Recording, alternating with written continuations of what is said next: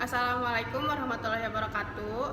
Perkenalkan, nama saya Mila Nur Fadilah, NPM 20862100011 dari PGSD 4A.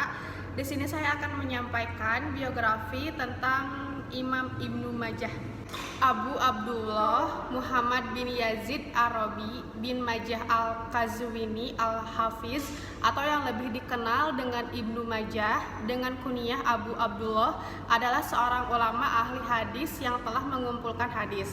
Karyanya yang paling dikenal adalah menyusun kitab Sunan Ibnu Majah, dan kitab ini termasuk dalam kelompok Kutubus Sittah. Ibnu Majah lahir pada tahun 207 Hijriah di daerah Qazwin, atau salah satu kota yang terkenal di kawasan Irak, dan wafatnya pada hari Selasa 8 hari sebelum berakhirnya bulan Ramadan tahun 275, yaitu 19 Februari 887 Masehi.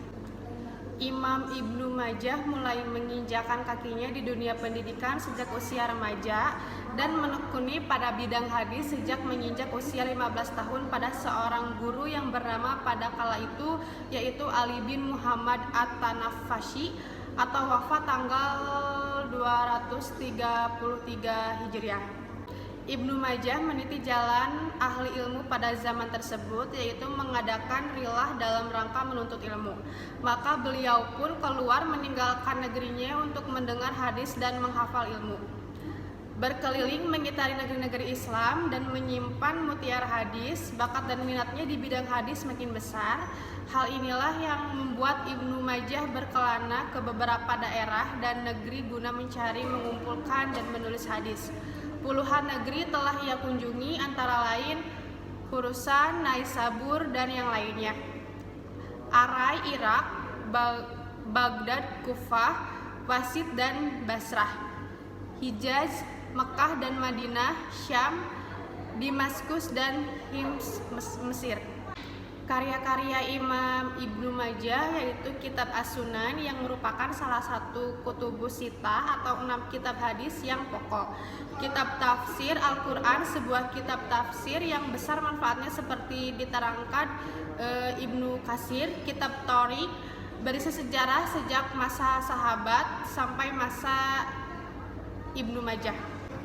Dalam menulis buku Sunan ini, Imam Ibnu Majah memulainya terlebih dahulu dengan mengumpulkan hadis-hadis dan menyusunnya menurut kitab atau bab-bab yang berkenaan dengan masalah fikih. Hal ini sering dengan metodologi para muhadisin yang lain.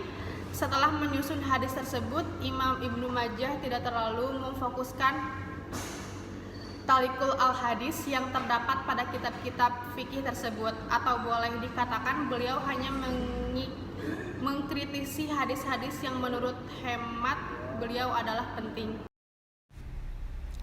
Sekian penyampaian saya mengenai biografi Ibnu Majah. Terima kasih. Wassalamualaikum warahmatullahi wabarakatuh.